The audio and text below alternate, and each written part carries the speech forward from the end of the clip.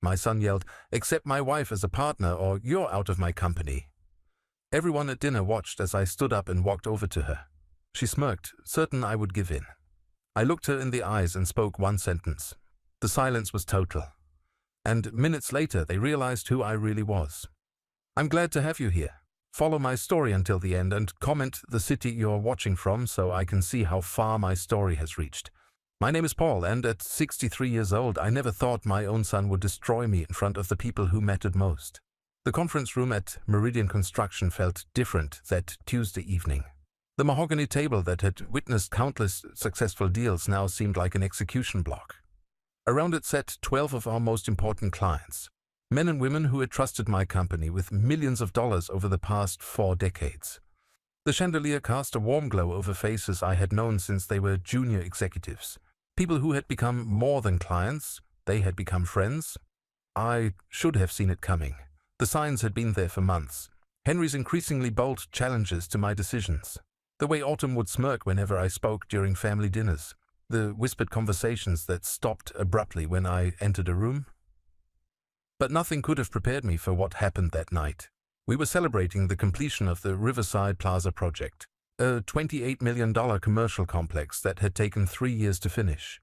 It was supposed to be a triumph, a testament to everything I had built from nothing. The clients were toasting our success, sharing stories about their own businesses, when Henry suddenly stood up. At 35, my son cut an imposing figure, 6 feet tall, broad-shouldered from his years in the military, with the kind of confident bearing that commanded attention. But when he opened his mouth that night, the words that came out made my blood run cold. "I think it's time we addressed the elephant in the room," he said, his voice carrying across the suddenly quiet conference room. "My father has been running this company like it's 1985. The industry has evolved, but he hasn't." I felt my chest tighten. The conversations around the table died instantly. Margaret Phillips from Phillips Development set down her wine glass with a soft clink that seemed to echo in the silence. Robert Chen from Chen Industries shifted uncomfortably in his chair. These people had known me for decades. They had watched me build Meridian from a one-man operation working out of my garage to a company worth over $50 million. "Henry," I said quietly, trying to keep my voice steady. "This isn't the time or place." "Actually, Dad, it is exactly the time and place." His voice was louder now, more aggressive. Behind him, I could see Autumn sitting at the smaller table where family members had been placed. She wasn't looking at me with embarrassment or concern. She was smiling. That smile told me everything I needed to know. "For too long, this company has been held back by outdated thinking," Henry continued, gesturing broadly as if he were addressing shareholders rather than insulting his father in front of our most valued clients. "We need fresh blood, new perspectives. We need leadership that understands modern business." I wanted to remind him that this outdated thinking had put him through private school and college, had paid for his wedding, had given him a comfortable life from the day he was born. Instead, I gripped the edge of the table and tried to maintain what was left of my dignity.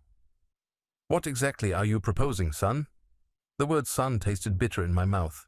Henry straightened his tie, a gesture I recognized from his childhood when he was about to ask for something he knew I wouldn't want to give him.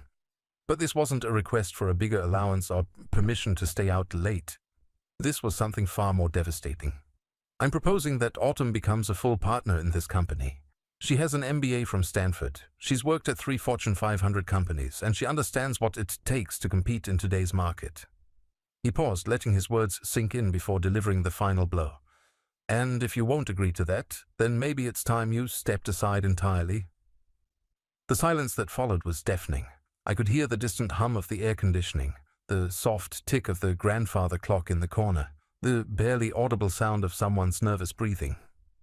Margaret Phillips looked like she wanted to disappear through the floor.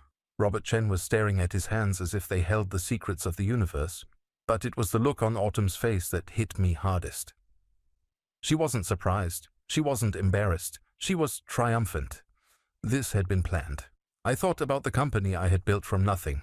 42 years ago, I had been a 21-year-old kid with a high school diploma, a beat-up pickup truck, and a burning desire to create something meaningful. My first job was helping an elderly widow fix her back porch for $60. I remember the pride in her voice when she told her neighbors about the young man who had done such good work. From that $60 job, I had built an empire. I had survived recessions, industry downturns, the death of my beloved wife Sarah when Henry was only 12. I had worked 16-hour days, missed family dinners, sacrificed my health and my social life to create something that would outlast me. Something I could pass on to my son, and now that son was taking it away from me in front of the people who had made it all possible. "Henry," I said, my voice barely above a whisper, "you're asking me to hand over 42 years of my life's work to someone who has been in this family for less than 2 years. I'm asking you to recognize talent when you see it," he shot back. "Autumn's ideas could revolutionize this company. But you're too stubborn and too set in your ways to see it." I looked around the table at faces I had known for decades. These people had trusted me with their dreams, their projects, their money.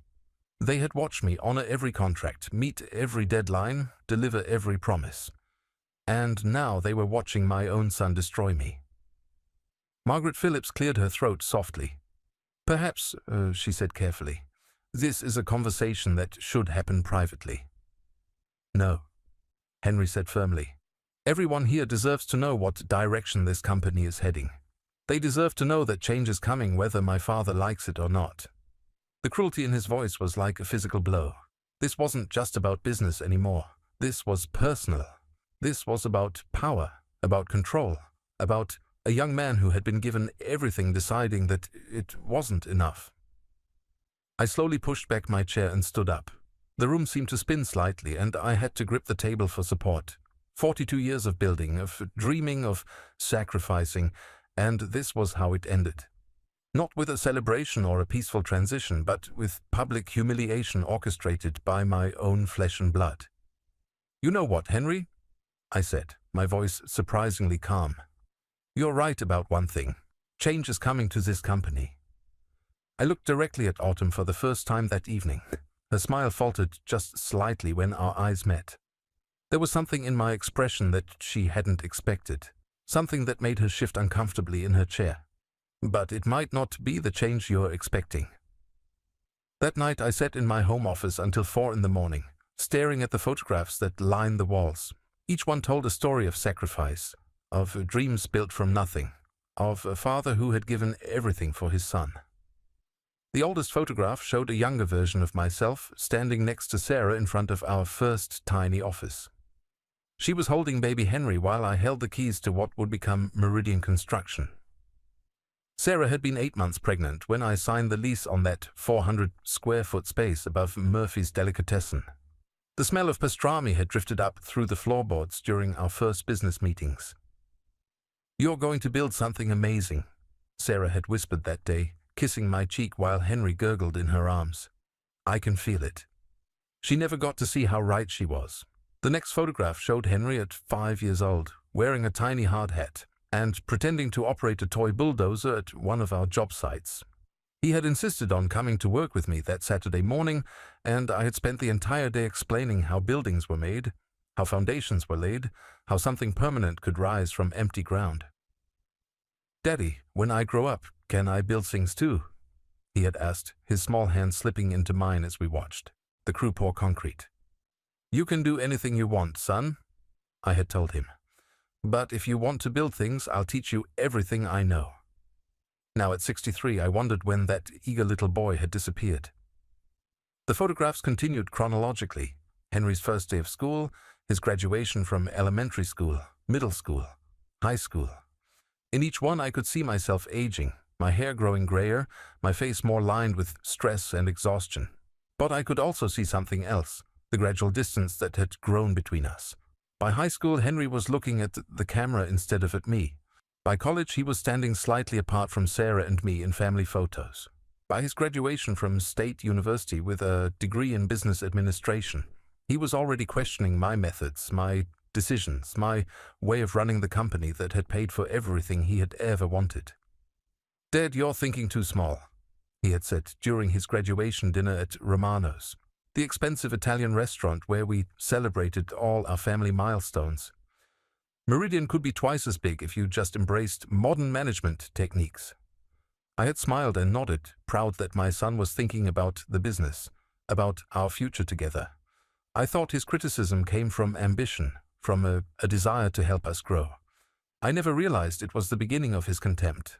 Sarah's death when Henry was 12 had changed everything. The photograph from her funeral showed Henry and me in matching black suits, my arm around his thin shoulders as we stood beside her casket.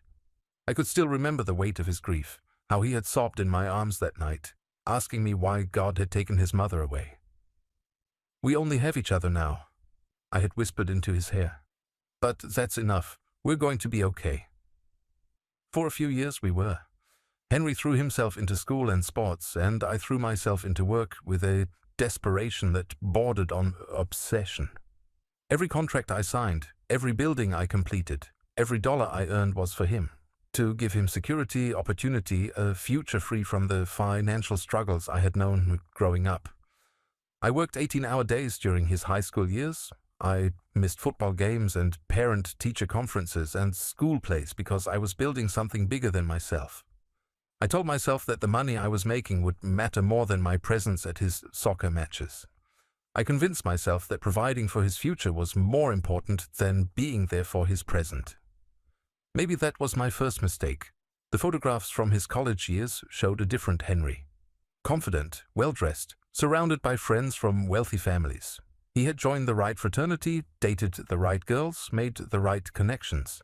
But when he looked at me during our monthly dinners, I could see something new in his eyes, something that looked uncomfortably like embarrassment. "Dad, you don't have to tell people you started as a handyman," he said one evening during his junior year. We were at the country club where I had recently been accepted as a member, something I had worked toward for years so that Henry could have access to the social circles I had never known. It's not necessary to mention the blue-collar stuff. The blue-collar stuff. As if the work I had done with my hands, the sweat I had shed, the decades of physical labor that had built our fortune were something shameful.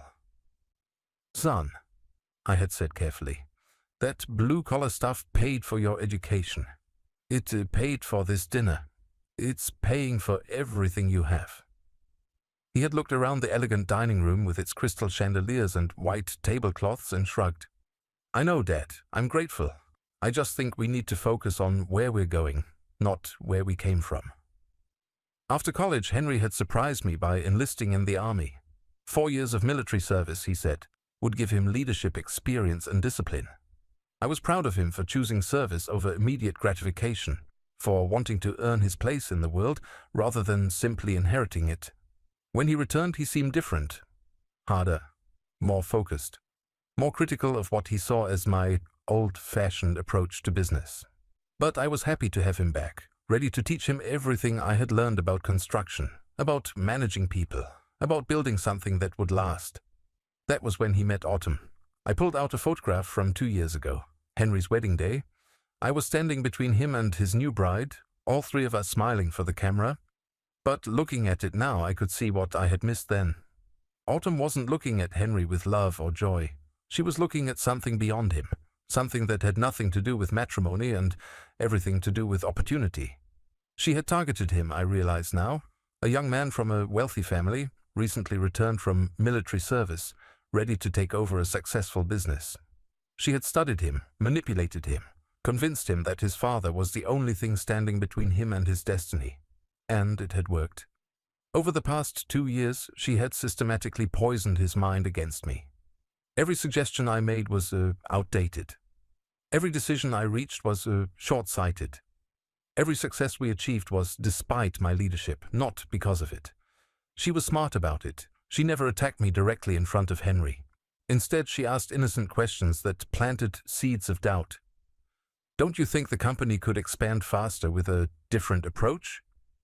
Wouldn't younger leadership appeal to modern clients? Why do you think your father is so resistant to change?" Slowly, carefully, she had turned my son into a stranger. I picked up the last photograph on my desk, a picture of the three of us at last year's company Christmas party. Autumn was wearing a red dress that probably cost more than most people's monthly salary. Henry was looking at her with obvious adoration, and I was looking at both of them with an expression I now recognized as worried resignation. Somewhere deep down, I had already known this day would come. The clock chimed 4 a.m. and I realized I had been sitting in darkness for hours. Outside my window, the city was beginning to stir. Delivery trucks rumbled past on their way to morning routes. Early commuters walked past with coffee cups and briefcases. Soon Henry and Autumn would wake up in the house I had bought for them as a wedding present. They would have breakfast in the kitchen I had renovated with my own hands. They would plan their day around taking over the company I had built from nothing. But they had made one crucial mistake. They thought I was just a tired old man who would surrender without a fight. They thought 42 years of building, of sacrifice, of careful planning had taught me nothing about protecting what mattered most. They were about to discover just how wrong they were. The next morning I did something I had never done before in 42 years of business. I called in sick. Margaret Phillips answered her phone on the second ring, her voice carrying the professional warmth that had made her one of my favorite clients. "Paul, I was hoping you'd call. About last night?" "Margaret, I need to ask you a favor," I interrupted, settling into the leather chair in my home office. "It's going to sound strange, but I need you to trust me." There was a pause. Margaret and I had done business for over 20 years. She had trusted me with her first commercial development when she was just starting out, and I had helped her build a real estate empire worth over $100 million. If anyone would help me without asking too many questions, it would be her. "What do you need, Paul?" "I need you to hire a private investigator, the best one you know, and I need you to have them look into my daughter-in-law's background, everything. Her previous marriages, her employment history, her financial records. Everything." Another pause, longer this time. "Paul, are you sure about this? Family matters can be—" "Margaret, in all the years you've known me, have I ever asked you for anything like this?" "No," she admitted quietly. "You haven't." "Then trust me when I say I wouldn't be asking if it wasn't important." She sighed. "I'll make some calls. Give me 24 hours. 24 hours felt like 24 years. I spent the day walking through my house, seeing it with new eyes.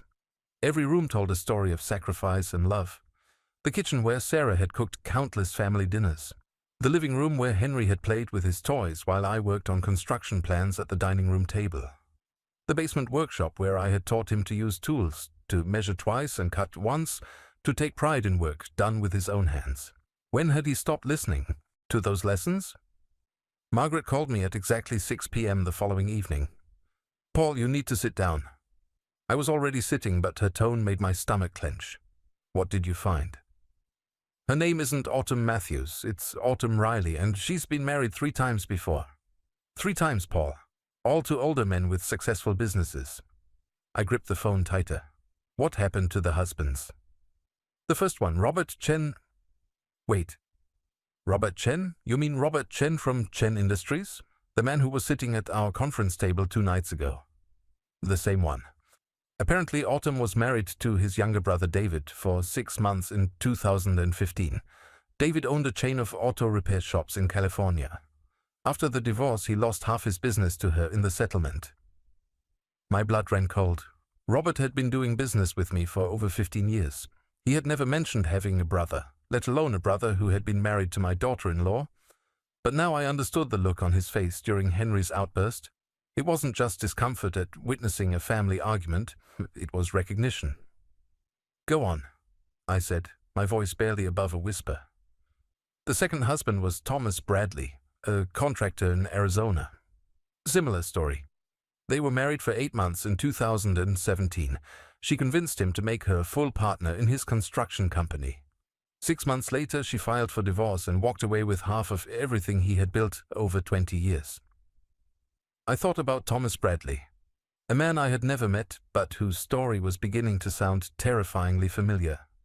A contractor who had worked hard to build something meaningful, only to have it taken away by a woman who saw marriage as a business opportunity. And the third husband? Marcus Webb, a real estate developer in Texas. Married in 2019. Divorced in early 2021. Same pattern. She became involved in his business, gained his trust, then took half of everything when she left. 3 marriages, 3 divorces, 3 successful businessmen destroyed by the same woman who was now sitting in my living room every Sunday, eating dinners I paid for, planning to take over the company I had spent my life building. Margaret, there's something else, isn't there? I can hear it in your voice. She sighed heavily. Paul, she didn't just take money from these men. She systematically destroyed their relationships with their families. David Chen hasn't spoken to his brother Robert in 7 years because of things she told him about Robert trying to sabotage their marriage. Thomas Bradley's daughter won't have anything to do with him because Autumn convinced him that his children were only interested in his money. Marcus Webb's son moved to another state and changed his name. The pattern was becoming horrifyingly clear. Autumn didn't just want money or business ownership. She wanted complete control. She isolated her targets from their families, poisoned their relationships, made them dependent on her and her alone. Then, when she had everything she needed, she disappeared, leaving behind destroyed lives and broken families. How did she meet Henry? I asked, though part of me already knew the answer would be devastating. That's the worst part, Paul. It wasn't a coincidence. She researched him for months before they met at that charity function. She knew about his military service, his family's business, his relationship with you. She knew exactly what she was doing when she targeted him. I thought back to that charity function 18 months ago. Henry had been so excited to introduce me to the beautiful, intelligent woman he had met. She had seemed perfect, charming, educated, interested in our business. She had asked all the right questions about construction, about leadership, about family. I had thought she was genuinely interested in getting to know us. Now I realized she had been conducting research. There's more, Margaret continued. The investigator found financial records. She has debts, Paul. Serious debts. Credit cards maxed out. Personal loans in default. She owes over $300,000 to various creditors. $300,000. No wonder she was in such a hurry to become a partner in Meridian Construction. She wasn't just looking for a comfortable life. She was looking for a way out of financial ruin. Margaret, I need copies of everything. Every document, every photograph, every piece of evidence your investigator found. Paul, what are you planning to do with this information? I stared out my office window at the house across the street, where an elderly couple was working in their garden together. They had been married for over 50 years, had built a life based on mutual respect and genuine love. They had probably never imagined that marriage could be used as a weapon, that love could be counterfeited so convincingly. I'm going to save my son, I said finally, even if he hates me for it. That night I spread all the documents across my dining room table. Financial records, marriage certificates, divorce papers, court filings, private investigator reports. The evidence painted a picture of a woman who was not just manipulative but dangerous. But it also revealed something else. In each of her previous marriages, there had been warning signs, unexplained absences, secretive phone calls, meetings with lawyers that her husbands didn't know about. If I looked carefully enough at Henry's behavior over the past few months, I was certain I would find similar patterns. I picked up my phone and scrolled through my recent calls with Henry. Over the past 6 months, our conversations had become shorter, more business-focused, more strained. He had stopped calling just to chat, stopped asking for advice about anything other than company matters. When we did talk, he seemed distracted, as if he were thinking about something else. Or someone else. I thought about Autumn's behavior at family dinners, the way she would steer conversations away from personal topics, the way she would interrupt whenever Henry started telling stories about his childhood or his mother. She was systematically erasing his past, replacing his memories with her version of reality. And she was doing it so skillfully that Henry didn't even realize it was happening. I gathered all the documents and locked them in my safe. Tomorrow I would begin implementing a plan that had been forming in my mind since Margaret's first phone call. Autumn thought she was playing a game where she held all the cards. She thought she understood the rules, the players, the stakes. She was about to learn that some games have more than one level, and that a man who had spent 42 years building something from nothing might know a few things about strategy that weren't taught in business school. But first I needed to protect what mattered most. Not just the company, but my son. Even if saving him meant destroying the illusion of love he thought he had found, even if it meant he would never forgive me for showing him the truth. The next morning I walked into Meridian Construction with a plan that would either save my company or destroy it completely. But first I had to play along with their charade. Henry was already in the conference room when I arrived, sitting across from Autumn and 3 lawyers I didn't recognize.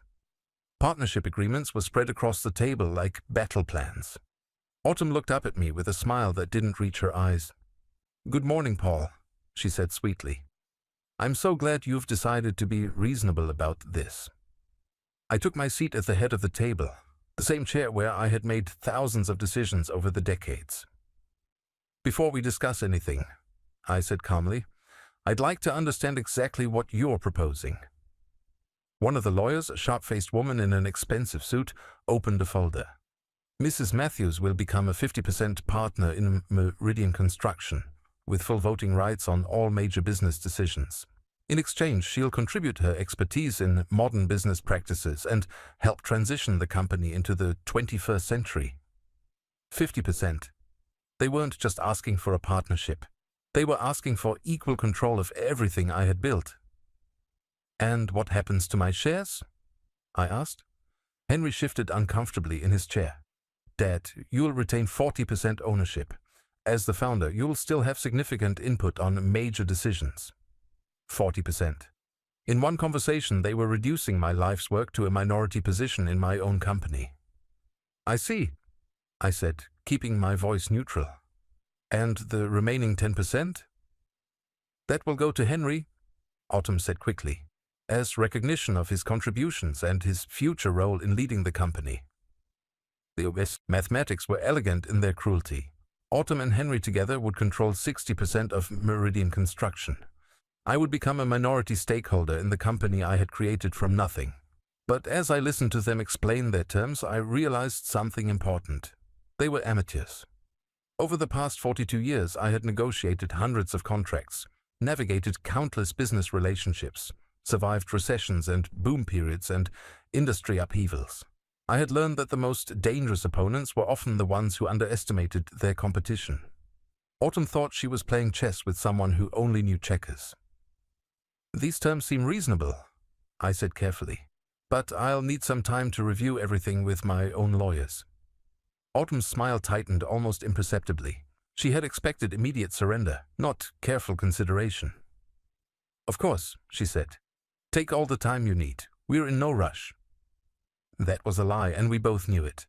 The financial records Margaret's investigator had uncovered showed that Autumn's creditors were becoming increasingly aggressive. She needed this partnership to happen quickly, before her house of cards collapsed entirely. "I should have an answer by the end of the week," I said, standing up from the table. As I walked toward the door, Henry called after me. "Dad, you're making the right choice. This is going to be good for everyone." I turned back to look at my son, seeing him clearly for perhaps the first time in months. He genuinely believed what he was saying. In his mind, this wasn't a hostile takeover. It was progress. Autumn had convinced him that forcing his father into a minority position was somehow an act of love. "I hope you're right, son," I said quietly. That afternoon, I began implementing the most complex business strategy I had ever attempted. The first step was protecting our most valuable assets. Over the past 4 decades, Meridian Construction had developed relationships with premium suppliers, exclusive subcontractors, and high-end clients that couldn't be easily replaced. But those relationships were based on personal trust, not corporate contracts. I started with our suppliers. Jake Morrison had been selling us concrete and steel for over 20 years. His company, Morrison Materials, had grown alongside Meridian, and we had weathered several industry downturns together. "Jake," I said, sitting across from him in his cluttered office that afternoon, "I need to ask you a personal favor." Jake leaned back in his chair, studying my face. "Paul, in all the years I've known you, you've never asked for a personal favor. What's going on?" "I'm going to tell you something in confidence, and I need your word that it won't leave this room." He nodded seriously. "My son and his wife are planning to force me out of my own company. They think they can run Meridian better than I can." I paused, letting the implications sink in. "Jake, how long do you think a construction company lasts when it's run by people who have never actually built anything?" Jake's expression darkened. He had started Morrison Materials with his own hands, just as I had started Meridian. He understood the difference between theoretical knowledge and practical experience. "What do you need from me?" he asked. I need you to know that any contracts signed after this week may not be honored by the new management. I need you to be very careful about extending credit to Meridian Construction if I'm not directly involved in approving the arrangements. Jake was quiet for a long moment, processing what I was telling him. Paul, are you saying what I think you are saying? I'm saying that Jake Morrison and Paul Davis have been friends for 20 years, but Jake Morrison and Autumn Matthews have never met. He smiled grimly. I understand. I had similar conversations with every major supplier we used. Tom Bradley at Bradley Electrical, Maria Santos at Santos Plumbing, David Kim at Kim Roofing. Each conversation was carefully crafted, never explicitly asking them to refuse service to the new management, but making it clear that their long-standing relationships were with me personally, not with Meridian Construction as an entity. The second step was securing our client relationships. This was more delicate because I couldn't appear to be sabotaging my own company. Instead, I focused on protecting the relationships that mattered most. Margaret Phillips was my first call. Margaret, I need you to know that if anything happens to me at Meridian, you can reach me directly at my personal number.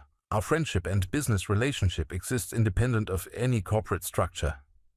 Paul, are you in some kind of trouble? Not yet, I said. But I want to make sure that if trouble comes, it doesn't affect the people who have trusted me over the years. I made similar calls to Robert Chen, despite knowing about his connection to Autumn's past. I called Patricia Williams from Williams Development, Frank Murphy from Murphy Properties, and dozens of other clients who had worked with me for years. To each one I delivered the same subtle message. Paul Davis was separate from Meridian Construction. If they needed someone they could trust, someone who would deliver on his promises, they should call me directly. The third step was the most complex. I began quietly transferring the most valuable aspects of Meridian Construction to a new entity. Working with lawyers Autumn had never heard of, I established Davis Construction Solutions as a sole proprietorship. Then I began licensing to this new company all of the intellectual property that made Meridian valuable. Our project management systems, our quality control processes, our safety protocols, even our client contact list. The licensing agreements were structured so that Meridian Construction could use these assets only as long as I remained actively involved in the company's operations. If I were to be forced out or removed from decision-making authority, the licenses would automatically terminate. On paper, Autumn would be getting 50% ownership of a company worth $50 million. In reality, she would be getting 50% ownership of a corporate shell that couldn't function without my continued cooperation. But the most important step was the one that required the most careful timing. I had discovered something in the financial records that Margaret's investigator had uncovered. Autumn's debts weren't just personal credit cards and loans. She had borrowed money from some very serious people, the kind of creditors who didn't accept late payments or excuses. According to the investigator's report, she owed $75,000 to Vincent Corelli, a businessman who operated several legitimate enterprises but was rumored to have connections to less legitimate activities. The debt was 90 days past due, and Corelli's representatives had been making increasingly aggressive contact attempts. That gave me an idea that was either brilliant or incredibly dangerous. Friday afternoon, I called Henry and Autumn and asked them to meet me for dinner at Romano's, the same restaurant where we had celebrated all of our family milestones. It seemed appropriate that this milestone should be celebrated there as well. I've reviewed the partnership agreements, I told them over appetizers, and I'm prepared to accept your terms. Autumn's relief was visible. Her shoulders relaxed for the first time in days, and her smile became genuine rather than calculated. "Dad, you won't regret this," Henry said, reaching across the table to squeeze my hand. "We're going to do great things together." "I'm sure you are, son," I replied, meaning something entirely different than what he thought. "We should sign the papers Monday morning," Autumn said, unable to contain her eagerness. "I've already scheduled meetings with several potential new clients for next week." "Actually," I said, cutting into my steak, "I was thinking we could sign them tonight. I have the documents in my car, and there's a notary public who works late at the office building next door. Why wait?" Autumn blinked, clearly not expecting such immediate cooperation. Tonight? Unless you'd prefer to wait, I said, giving her an out I knew she wouldn't take. I just thought you might be anxious to get started. She glanced at Henry, who nodded encouragingly. No, tonight would be perfect. I appreciate your enthusiasm, Paul. 2 hours later, we sat in a sterile conference room while a sleepy-looking notary public witnessed the signing of documents that would change all of our lives forever. As Autumn signed her name with a flourish, she had no idea that she was also signing her name to responsibility for every debt, every liability, and every obligation that Meridian Construction had accumulated over 42 years of business, including some very recent obligations that she knew nothing about. Congratulations, I said, shaking hands with my new business partners. I think this is going to be a very educational experience for all of us. Monday morning arrived with a kind of crisp autumn air that had always reminded me why I love construction work. There's something about building in the fall, the way the light hits unfinished structures, the promise of completion before winter sets in. But this Monday felt different. This Monday I wasn't building anything. I was watching something fall apart. I arrived at the office early, as I had for over 4 decades, and found Henry and Autumn already there. They had rearranged the conference room, moving my chair from the head of the table to the side. Autumn sat where I used to sit, a stack of files in front of her, looking like she belonged there. Good morning, partners, she said brightly. I've been reviewing our current projects, and I think we need to make some immediate changes. I poured myself coffee from the machine Sarah had bought for the office 15 years ago, taking my time, letting them establish their new dynamic. Henry looked uncomfortable with his wife's obvious eagerness to take charge, but he said nothing. What kind of changes? I asked mildly. Autumn opened her first file. The Henderson Shopping Center project is behind schedule and over budget. I think we need to bring in new project managers, people with more modern experience. The Henderson project. A $12 million shopping center that we were building for the Henderson family, who had trusted me with 3 previous projects over the past decade. The project was exactly on schedule and exactly on budget, but Autumn had no way of knowing that. Interesting suggestion, I said. Have you spoken with the Hendersons about your concerns? I plan to call them this afternoon, she said confidently. I'm sure they'll appreciate our proactive approach to quality control. I almost felt sorry for her. The Hendersons were the kind of old-school clients who valued relationships over spreadsheets, who had chosen Meridian Construction precisely because they trusted my judgment. They were not going to react well to a woman they had never met questioning my competence. You should definitely call them, I agreed. I'm sure that conversation will be very educational. My phone buzzed with a text message. It was from Vincent Corelli. Need to discuss Miss Matthews' account. Today. Perfect timing.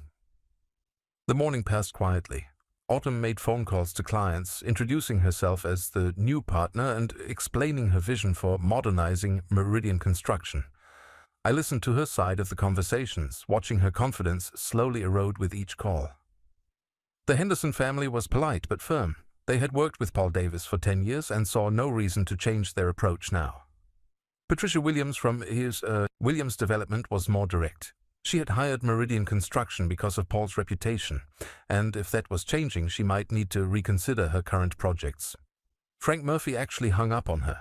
By lunchtime, Autumn was looking less like a conquering executive and more like someone who was beginning to realize she might be in over her head.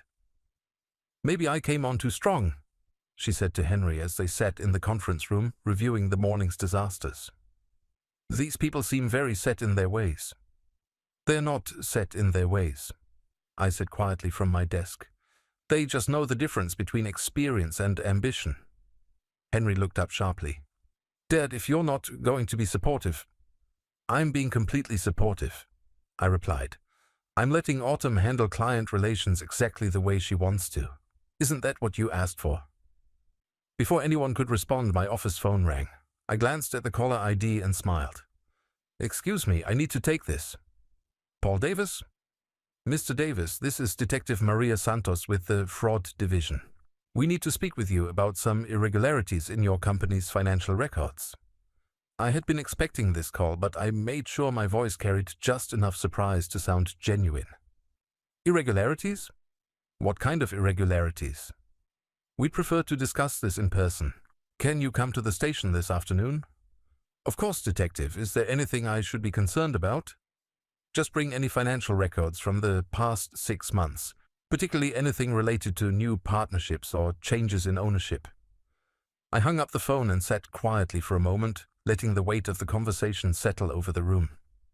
Henry and Autumn had stopped talking and were staring at me. What was that about? Autumn asked, her voice carefully controlled. The fraud division wants to review our financial records, I said, keeping my tone neutral. Apparently, there are some irregularities they need to investigate. Henry's face went pale. What kind of irregularities? They didn't say, but Detective Santos seemed particularly interested in recent changes to our partnership structure. Autumn's hand trembled slightly as she reached for her coffee cup. I'm sure it's just routine. These things happen when ownership structures change. I'm sure you're right, I agreed. Though I have to admit, the timing is interesting. 3 days after you become a partner, the fraud division calls. The implication hung in the air like smoke. Henry looked back and forth between his wife and his father, confusion and worry competing for control of his expression. My phone rang again. This time it was Margaret Phillips. Paul, I just got a very strange call from someone claiming to represent your new partner, a man named Vincent Corelli. He said he needed to discuss a debt that was now Meridian Construction's responsibility. I put the call on speakerphone. Could you repeat that, Margaret? I want to make sure my partners hear this clearly. He said that since Autumn Matthews is now a partner in your company, her personal debts have become corporate obligations. He mentioned something about $75,000 that's been outstanding for several months. Autumn shot to her feet so quickly that her chair toppled backward. That's not how it works. Personal debts don't transfer to business partnerships. Actually, I said calmly, that depends on how the partnership is structured. And according to the agreements you signed Friday night, you accepted full responsibility for all existing debts and obligations related to Meridian Construction. Henry grabbed the partnership documents from the table, frantically flipping through pages he clearly hadn't read carefully. Debt? What are you talking about? What debts? I opened my desk drawer and pulled out a folder I had been saving for this moment. Well, there's the matter of the $200,000 loan I took out last Thursday to cover some cash flow issues. And the $150,000 line of credit I opened Friday morning to purchase new equipment. Both loans list Meridian Construction as the borrower, which means all partners are jointly and severally liable. Autumn's face had gone white. You took out loans without telling us? I took out loans as the sole owner of Meridian Construction, I corrected. The same way I've been running this company for 42 years. The fact that you became a partner after those loans were established doesn't change the company's obligations. Henry was still reading the partnership agreement, his expression growing more horrified with each page. Autumn, did you read this before you signed it? Of course I read it, she snapped, but her voice lacked conviction. My phone rang a third time. This time I recognized Vincent Corelli's voice even before he identified himself. Mr. Davis, I believe you know why I'm calling. I'm afraid I don't, Mr. Corelli, but I have you on speakerphone with my business partners, so please feel free to explain. Your partner, Mrs. Matthews, owes my organization $75,000. The debt is now 4 months overdue. Since she's become a partner in your company, we consider this a business obligation. Autumn grabbed for the phone, but I held it away from her reach. Mr. Corelli, I said pleasantly, I think there may be some confusion. Mrs. Matthews just became a partner on Friday. Her personal debts wouldn't automatically become company obligations. Actually, Mr. Davis, according to my lawyers, the partnership agreement she signed makes all partners jointly responsible for any debts that could affect the company's operations. Miss Matthews' debt to us definitely affects her ability to function as a business partner. Henry slammed the partnership documents down on the table. It's true, he said, his voice barely above a whisper. Section 12, paragraph 4. All partners accept joint responsibility for any personal obligations that could impact their professional judgment or the company's reputation. Autumn snatched the papers from him, reading frantically. I watched her face as she found the relevant clause, watched her realize that she had signed away far more than she had gained. This is a setup, she said finally, her voice shaking with rage. You planned this whole thing. I planned to protect my company, I replied calmly. You planned to steal it. The difference is that my plan was legal. The conference room erupted in chaos. Autumn screamed accusations, Henry demanded explanations, and my phone kept ringing with more calls from creditors, clients, and concerned business partners. But through it all, I sat quietly at my desk, thinking about a conversation I had had with my wife, Sarah, just before she died. Promise me something, she had whispered from her hospital bed. Promise me you won't let anyone destroy what we built together. Not for money, not for family, not for anything. I promise, I had told her, holding her hand as her breathing grew shallower. 23 years later, I was finally keeping that promise. Autumn was frantically making phone calls, trying to reach lawyers who could explain why the partnership agreement she had been so eager to sign was now destroying her instead of enriching her. Henry sat in stunned silence, slowly realizing that his father's 42 years of business experience might have taught him a few things about protecting what mattered most. As the afternoon wore on, the full scope of Autumn's situation became clear. Vincent Corelli's debt was just the beginning. She owed money to credit card companies, personal loan providers, and several other individuals whose patience was wearing thin. As a partner in Meridian Construction, she had just made all of those debts the company's problem. But the company itself was no longer the valuable asset she thought she was acquiring. The licensing agreements I had established with Davis Construction Solutions meant that Meridian Construction could no longer operate without my direct involvement. The supplier relationships that kept our projects moving were based on personal trust that didn't extend to new management. The client relationships that generated our revenue were similarly tied to my reputation rather than the company's name. Autumn had succeeded in becoming a 50% partner in a company that was worth significantly less than the debts she had brought to it. As the sun set outside my office windows, I realized that the most difficult part of my plan was still ahead of me. I had to decide whether my son could be saved, or whether he was too far gone to deserve redemption. 3 weeks later, I sat in my new office overlooking the city, watching the morning sun illuminate the skyline I had helped build. Davis Construction Solutions occupied the top floor of a building I had constructed 15 years ago, and through my windows I could see 6 other projects that bore my company's signature.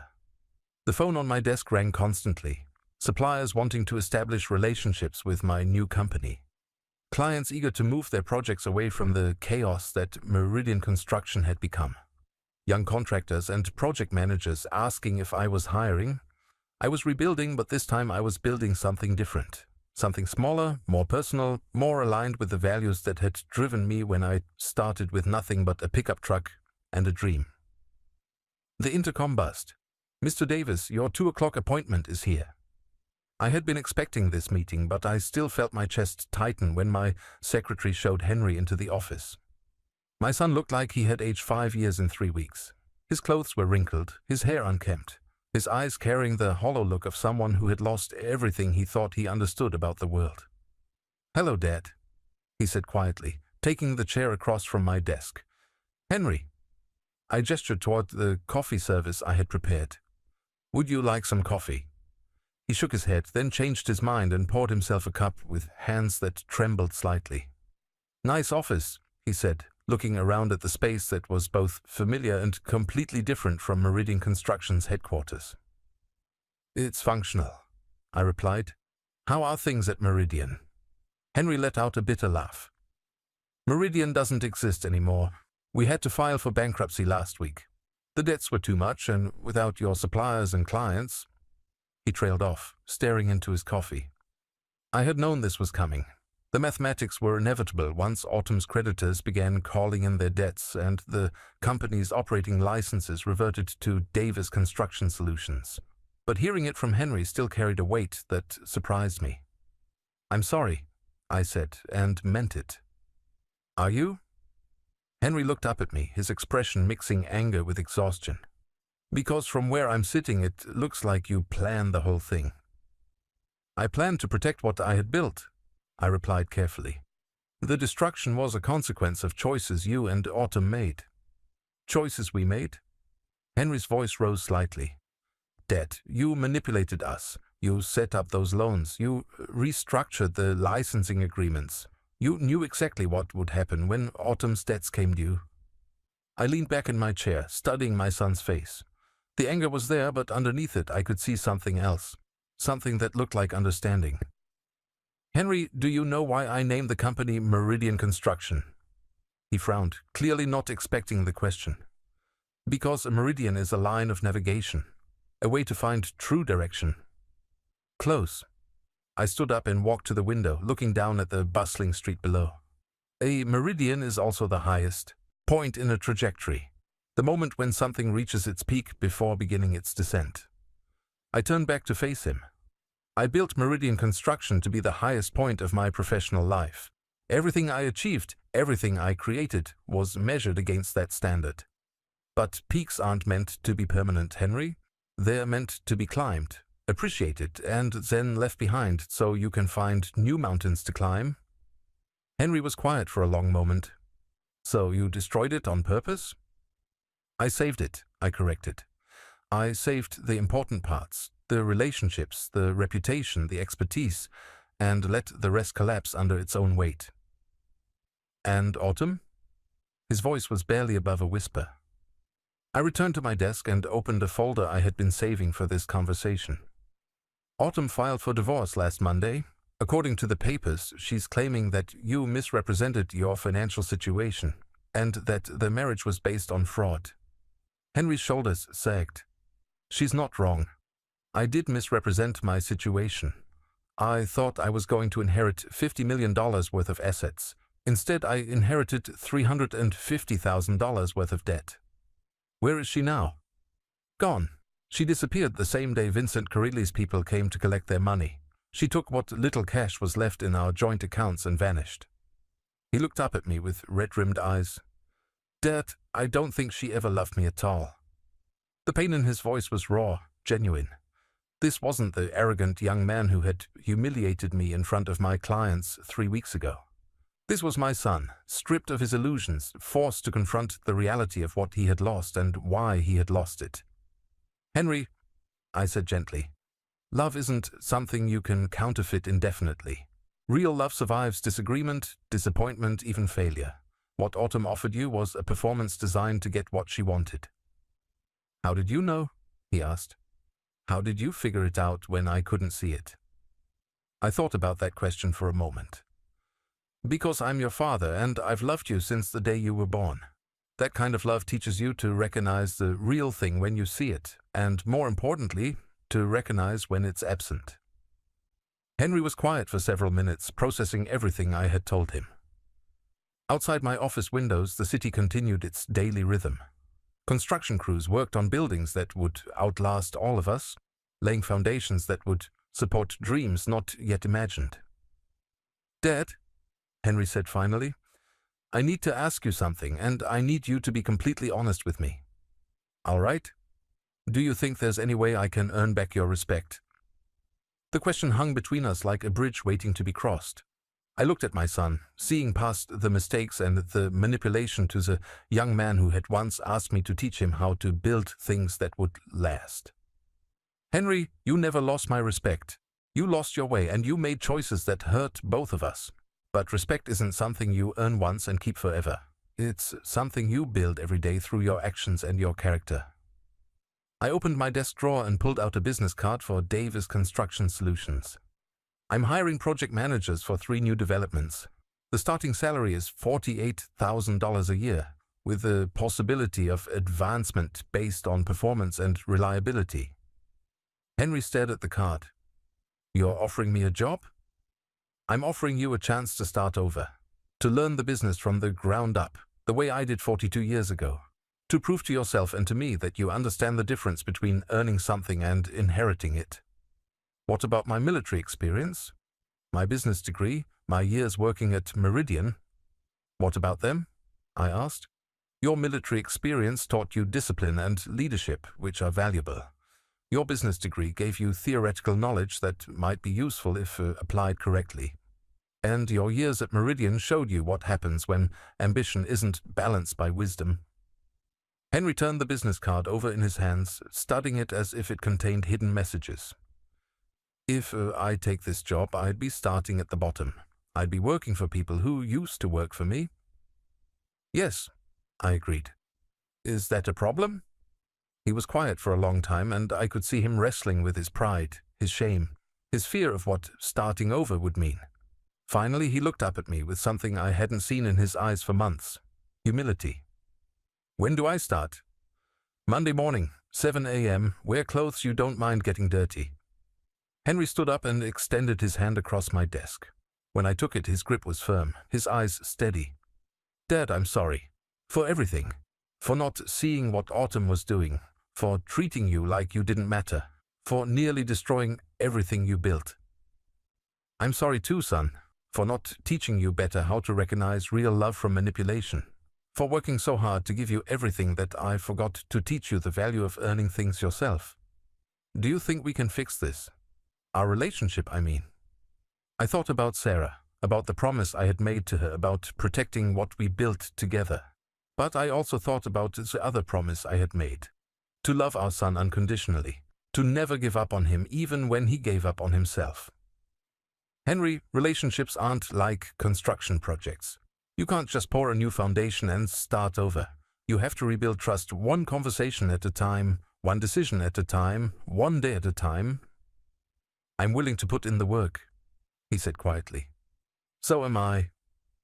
After Henry left, I sat alone in my office as the afternoon light faded into evening. The city below was beginning to light up, windows glowing in buildings that would stand long after I was gone. Some of those buildings were my legacy, structures that would house businesses and families for generations. But my real legacy was walking out of this office building, heading home to figure out how to rebuild his life from the ground up. Henry would probably struggle for a while. He would have to learn to live on a project manager's salary instead of an owner's profits. He would have to earn the respect of co-workers who remembered his arrogance. He would have to rebuild his sense of self-worth based on his actions rather than his inheritance. It would be hard work, but I had faith in him because he was Sarah's son as much as he was mine, and Sarah had never backed down from hard work. My phone buzzed with a text message from Margaret Phillips.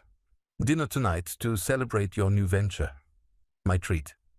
I smiled and typed back, sounds perfect, but I'm buying. It's time I stopped letting other people take care of me. As I gathered my papers and prepared to leave for the day, I thought about the company I had lost and the company I had gained. Meridian Construction was gone, dissolved into bankruptcy and legal proceedings. But Davis Construction Solutions was already showing promise, built on the relationships and reputation that no contract could transfer and no manipulation could steal. I had spent 42 years learning that the most valuable things in life, trust, respect, love, integrity, couldn't be inherited or stolen or bought. They had to be earned through honest work and genuine care for others. Autumn had tried to take everything from me, but she had only succeeded in taking the things that didn't really matter. The things that truly mattered, my relationship with my son, my reputation in the industry, my ability to create something meaningful, those were still mine. As I locked my office door and headed for the elevator, I realized that I felt something I hadn't felt in years. Excitement about the future. At 63 years old, I was starting over, and this time I was going to build something even better than what I had left behind.